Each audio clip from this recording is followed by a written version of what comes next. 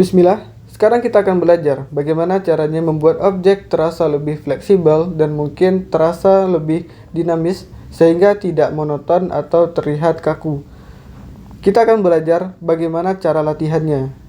Dan di sini teman-teman bisa ikuti di rumah menggunakan media manual ataupun media digital. Baik yang menggunakan media manual ataupun media digital, silakan gunakan tanpa alat bantu yang seperti di Ibis Pen. Ini ada alat menggambar, penggaris, persegi, dan yang lainnya. Baik yang di kertas pun juga silakan tanpa alat bantu seperti penggaris ataupun jangka.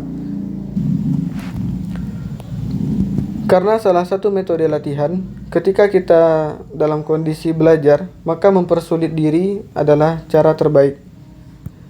Dan teman-teman yang sebelumnya mengikuti video belajar di sini, kita sudah belajar bagaimana membuat objek 3 dimensi seperti persegi, kemudian persegi panjang, dan objek-objek bangun ruang lainnya.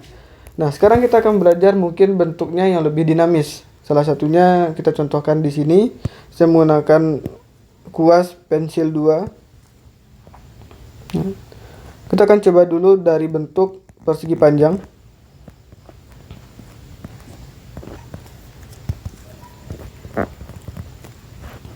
Kemudian kita buat lagi bagian yang kecilnya.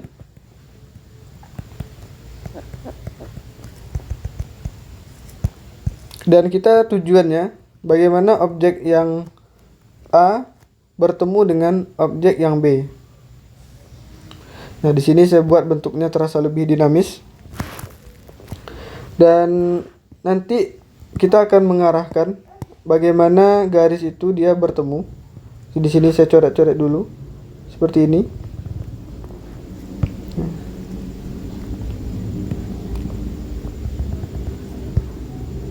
Seperti ini. Kemudian kita nanti juga buat yang di bagian belakangnya.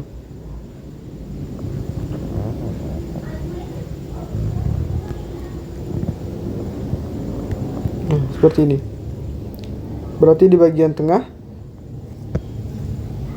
kita bisa buat bagian perseginya juga.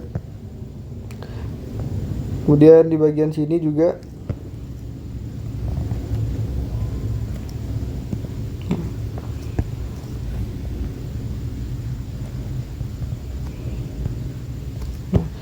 Ini adalah bagaimana bentuk kasarnya.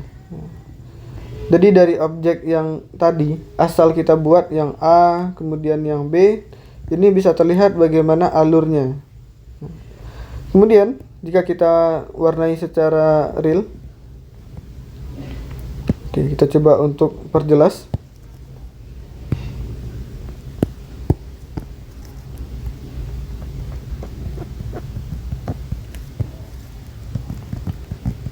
Oke, baik, sudah bertemu satu garis. Kemudian garis kedua. Oke, seperti ini. Karena ini latihan, saya tidak terlalu mempermasalahkan jika ada yang keluar seperti ini.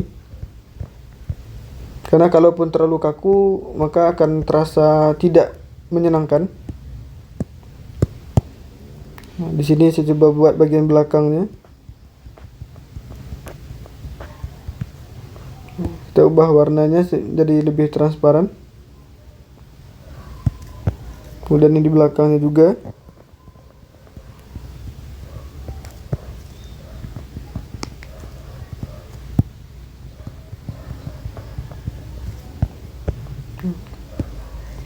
Jika saya hilangkan yang warna merah tadi atau sketsa kasar yang di awal tadi, maka tampilannya seperti ini. Nah, saya akan coba lanjut untuk membuat bagian ruangnya. Nah, seperti ini.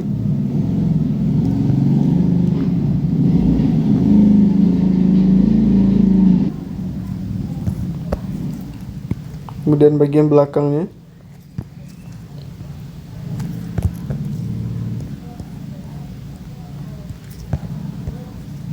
Kemudian bagiannya ini juga kita coba untuk buat.